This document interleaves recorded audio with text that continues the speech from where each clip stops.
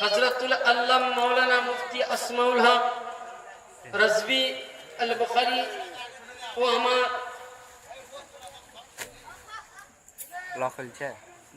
উপস্থিত মঞ্চের আমন্ত্রিত উলামায়ে কেরাম ও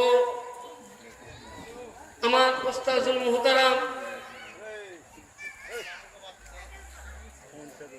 এবং সামনে বসে থাকা হিতাকাঙ্ক্ষী ইসলাম দরদী নবী প্রেমিক শ্রোতা মণ্ডলী বা যিনারা ঈদগাহের বাইরে এখানে সেখানে সরবান করছেন ও পর্দানসীন মা বোন সকলকে রইল আমার প্রাণ ভরা সালাম। আসসালামু আলাইকুম ওয়া রাহমাতুল্লাহি ওয়া বারাকাতুহু। ব্রাদার, বেশ আমরা সন্ধ্যার পর থেকে নিয়ে এতক্ষণ ধরে ফাকিহে বাংলাদ, মুনাজিরে আহলে সুন্নাত, আতম রাদ্দে ওয়াহাবিয়াত তিনার বক্তব্য শুনলাম, যিনি উস্তাদুল উলামা।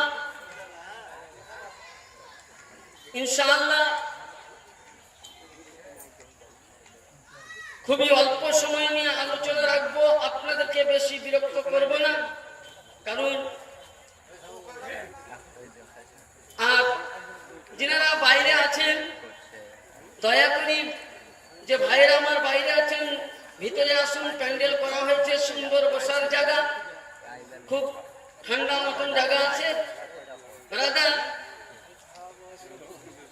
আসুন, সমস্ত প্রশংসা ও তারিফ সেই মহান আল্লাহ পাকের জন্য।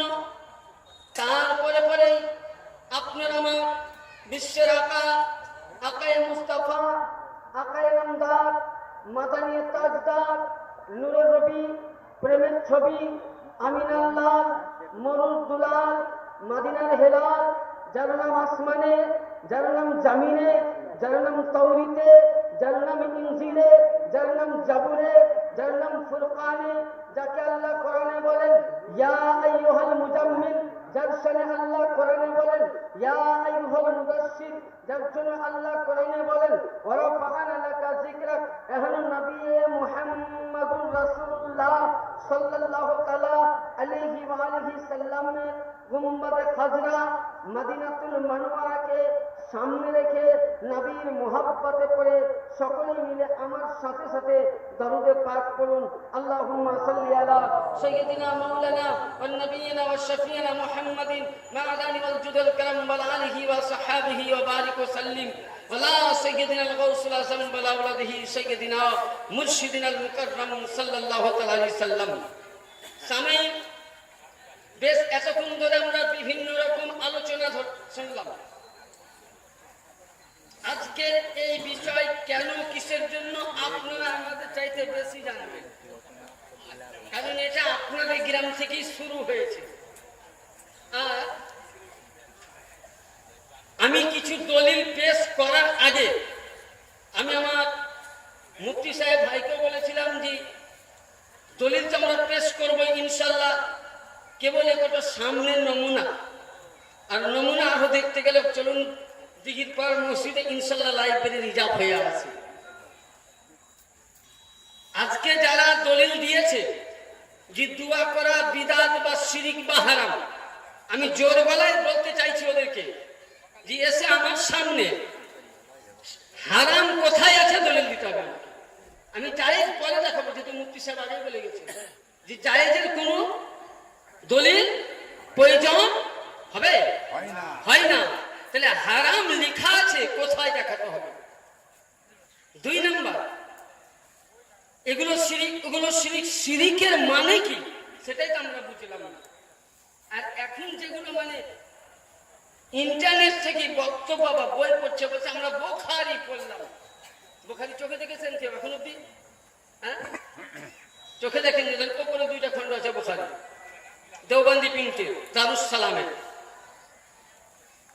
বুখারী থেকেই প্রমাণ হবে, যদিও সামনে আসল বুখারী খোলা হয়। এখন ধরেন কেউ ধরেন মানে হাতুড়ে ডাক্তার, কক ডাক্তার, বুঝলেন, যদি আমাকে মরতে হয়, অসুখ এমন হয়েছে যদি মরতে হয় তো ভালো ডাক্তারের ওষুধ খাই মরে, হাতুড়া ডাক্তারের ওষুধ খায় মরবেন না। যদি আমাকে ইসলামে থাকতে হয়, জান্নাতে যদি যেতে হয়, তো হাক্কানি আলেমের বক্তব্য শুনে, ইন্টারনেট ওয়ালা মুলবির বক্তব্য শুনবেন না। ব্রাদার চিল্লাই বলে কোরআন শরীফে কোন জায়গায় পীর ধরা সম্বন্ধে নাই। আমি দলিল দিচ্ছি। এটা হলো কি? এটা কি? জোরে বলেন। হয় নাই? জোরে বলেন। আচ্ছা, এটা আল কোরআন, কোরআনের বাণী মানবেন না এখনকার লামাঝাবি, ওয়াহাবি, দেওবন্দি, কাদিয়ানি, ফিতনাবি, মওজুদি, গায়র মুকাল্লিদ এদের ভাষা মানবেন বলুন?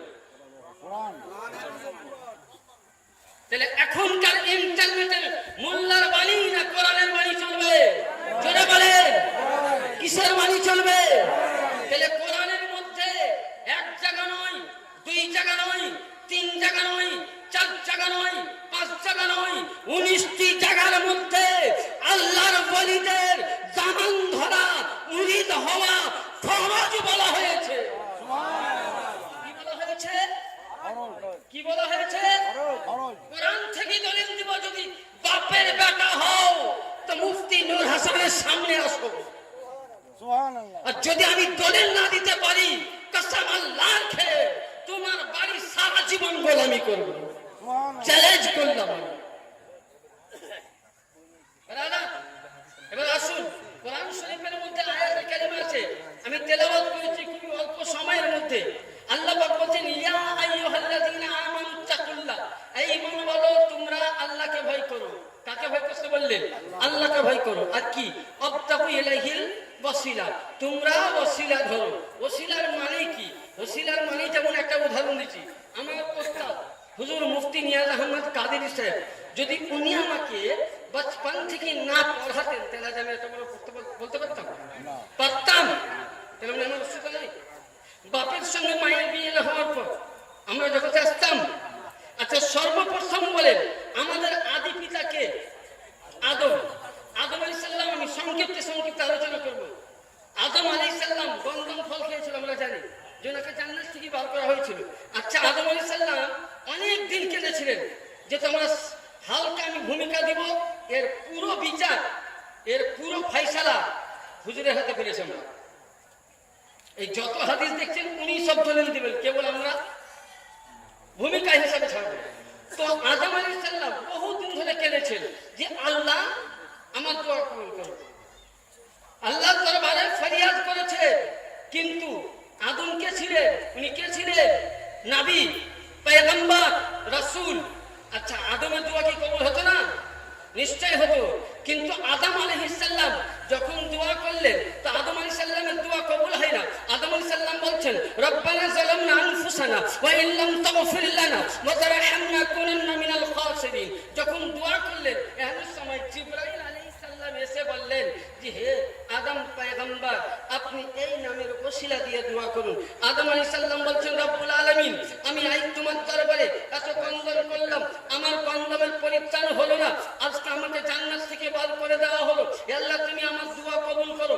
যার ওসিলাই আসমান সৃষ্টি, যার ওসিলাই জগৎ সৃষ্টি, যার ওসিলাই দুনিয়া সৃষ্টি, হে আল্লাহ, এহলে নবী মুহাম্মদুর রাসূলুল্লাহ সাল্লাল্লাহু আলাইহি সাল্লামের ওসিলাই আল্লাহ তুমি আমার দোয়া কবুল করো। যেমন আল্লাহর দরবারে ফরিয়াদ করলেন, আল্লাহ পাক গায়েবী আওয়াজ দিয়ে বলছে, হে আদম পয়গম্বর, আজকে তুমি রাসূলের নামের ওয়াস্তা দিয়ে আমার কাছে দোয়া চাইলে, এই নামের আমি বরকতে আজকে দোয়া কবুল করব। জানলে কি করে? আদম বলতেছে, আল্লাহ আমি আরশে আযমের মধ্যে উঠালাম মাথা, তো ওই জায়গায় দেখলাম আমি থেকে নিয়ে যত নবী সৃষ্টি করেছো কাউরির সঙ্গে তোমার নাই। আসমানের মধ্যে নবীর সঙ্গে তোমার নাম, আরশের মধ্যে নবীর সঙ্গে তোমার নাম, ফাতাদাল্লাতে নবীর সঙ্গে তোমার নাম, সারা বিশ্ব জগৎকে দেখলাম সব জায়গায় নবীর সঙ্গে তোমার নাম। নিশ্চয়ই এ তোমার খাস, এ তোমার প্রিয়।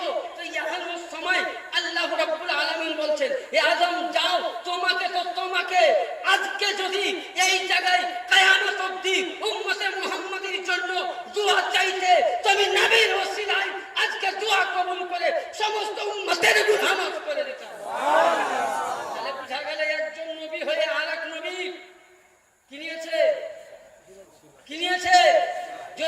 কি নিয়েছে? ওসিলা। তাহলে যদি কোরআনের আয়াত আছে ফাতালাক্কা আদমু মিন রাব্বিহি কালিমাতিন ফাতাবা আলাই ইন্নাহু হুয়াত তাওয়াবুর রহিম। এখনকার ওয়াহাবি গায়ের মওলুদি মোল্লারা যদি বলে মানে, তো আমি চ্যালেঞ্জ করে বলছি এরা কোরআন মানে না। যে কোরআন মানে না সে মুসলমান হতে পারে না। মুসলমান হতে পারে না। এবার আসুন সংক্ষিপ্তের মধ্যে ওসিলা ধরা জায়েজ কিনা মিশকাত শরীফ বল হুজুর 132।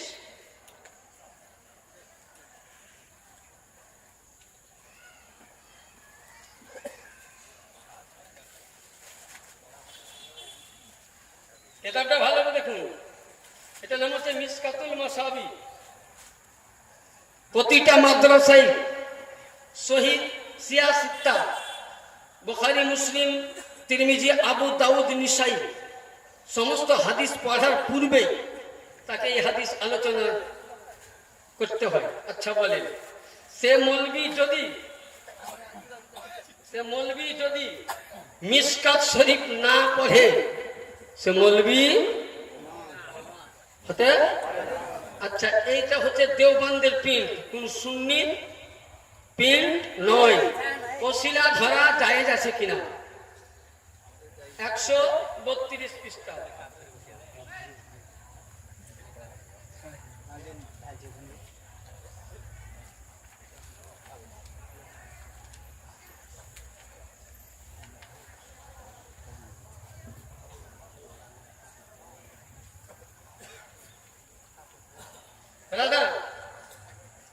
হযরতে হাদিসটা লেখা আছে এখানে, সাইয়েদিনা উমর ফারুক আযম ইনি কে ছিলেন?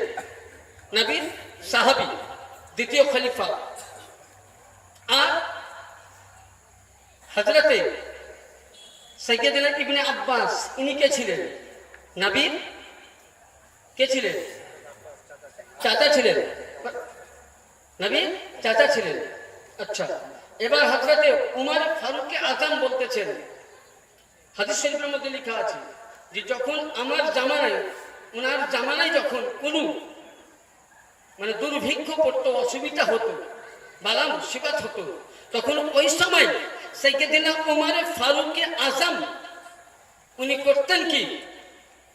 আল্লাহর কাছে দোয়া করতেন যে হে রব্বুল আলামিন, আমাদের মদিনার প্রান্তরে মদিনার মানুষ আজকে অভাবে পড়েছে, কষ্টতে পড়েছে, পানি হচ্ছে না, বিভিন্ন রকম অসুবিধায় পড়েছে। এ আল্লাহ, তুমি খাস করে নবী মুস্তাফার চাচা যান সাইয়েদিনা হযরতে আব্বাস রাদিয়াল্লাহু তাআলা আনহু ওসিলা দিয়ে বলি, আল্লাহ তুমি আমাদের দোয়া কবুল করো। যেমন ইবনে আব্বাসের ওসিলা দিয়ে উমর ফারুক আযম দোয়া করতেন, সঙ্গে সঙ্গে মনের আশা পূর্ণ হতো। মিশকাত শরীফ 132 পৃষ্ঠায় কালিমারা আছে। বুঝতে পেরেছেন? 2 নম্বর আছে যে ওসিলা ধরা। এই একটা লাস্ট পয়েন্টের হাদিস বলে চলে যাবো ইনশাআল্লাহ, তারপর হুজুরের হাতে সমস্ত এবার ফয়সালা হবে। ব্রাদার, হযরতে সাইয়েদিনা জাকারিয়া ইনি কে ছিলেন? নবী। আউয়াল কাবা, যেটা বাইতুল মুকাদ্দাস, বিরাট লম্বা ঘটনা আছে।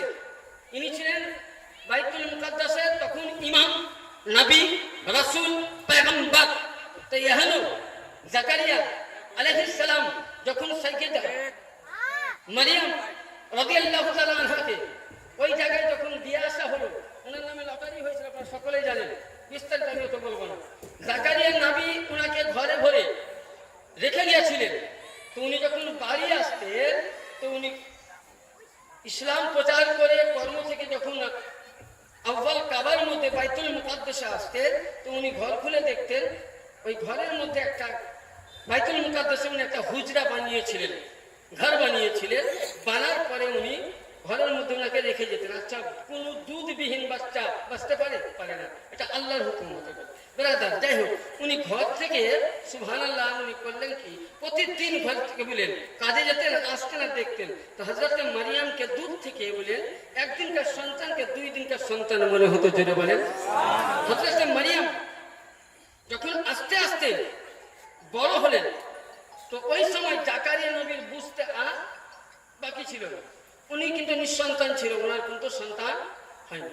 উনি অনেক মানত করেছেন, এমনকি কাবার মুতাওয়াল্লি, আমার মতন মৌলবি নয়, আমার মতন এই গরুর হাটে 5 বাড়ির টিফিনে ভাত বহা খাওয়া মৌলবি ছিল না। উনি রাসূল, পয়গম্বর, উনি নবী। উনি কি করলেন? আল্লাহু আকবার। উনি যখন আর ওনার বুঝতে বাকি নাই, নবীদের তো আমাদের মতন অল্প জ্ঞান, ওনার বুঝতে বাকি নাই, তখন উনি একদিন আল্লাহর দরবারে আউয়াল কাবার মধ্যে উনি 2 রাকাত নামাজ পড়ে দোয়া করছেন, রব্বুল আলামিন, আমি তোমার এই কাবার ইমাম, আমি তোমার কাবার বাইতুল মুকাদ্দাসের ইমাম, বাইতুল মুকাদ্দাসের প্রেসিডেন্ট। ইয়া আল্লাহ, আমি একজন নবী, আমি একজন রাসূল, আমার নিঃসন্তান, আমার কোনো সন্তান নাই। ইয়া আল্লাহ, আজকে যে পাক পবিত্র তোমার খাস বান্দি হযরতে মারিয়াম রাদিয়াল্লাহু তাআলা আনহা যে ঘরের মধ্যে রয়েছে, সে মারিয়ামের অবস্থায়, কিসের অবস্থায়? মারিয়ামের অবস্থায়। এটা কোরআনের আয়াতের মধ্যে আছে, আমি কেবল তর্জমাটা দিচ্ছি। আয়াত দেখতে চান তো আমি খুলে দেখিয়ে দেব।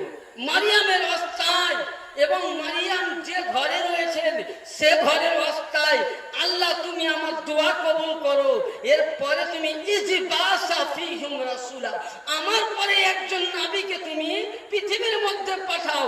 আল্লাহ বলে, জিবরাইল যাও আমার নবীকে সংবাদ দাও, আমি তার দোয়া কবুল করেছি, আর আমি তার স্ত্রীর পেটে সন্তান দান করে দিবে। জেলে বলেন সুবহানাল্লাহ। যার নাম কি? হযরতে ইয়াহইয়া আলাইহিস সালাম।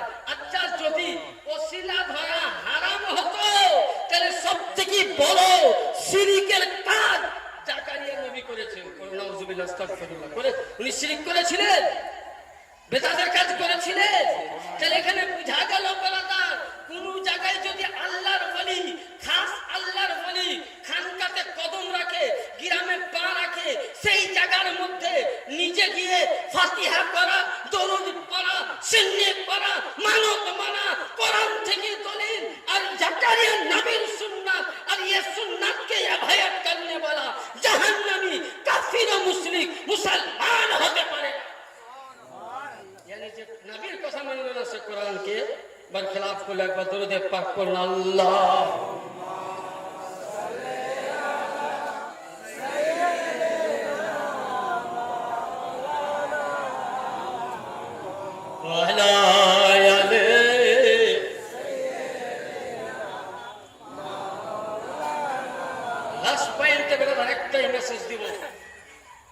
যেহেতু আজ এরা বিভিন্ন দলিল দিচ্ছে, আমরা সব সময় দলিল দিতে প্রস্তুত।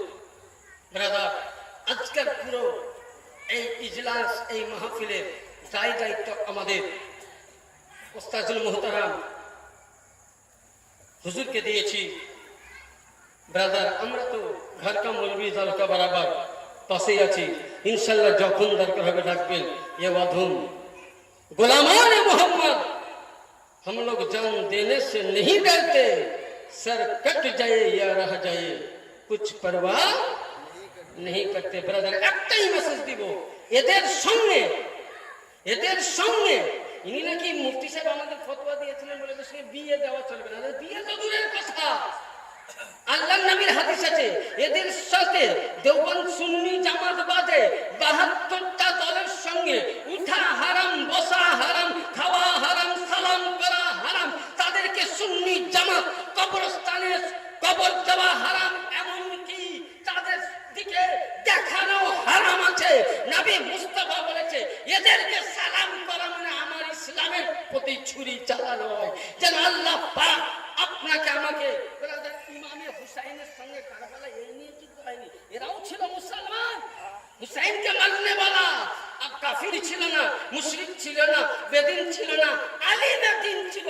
এখনো পৃথিবীর মধ্যে ইয়াজিদের বংশধর, মারাউনের বংশধর, লানতের বংশধর এখনো আছে, যারা হলো ওয়াহাবি 72টা দল, এরাই হলো ইয়াজিদি দল। আর ইয়াজিদি দল থেকে যেন আল্লাহ জোরে বলুন আল্লাহুম্মা আমিন। ইসলাম था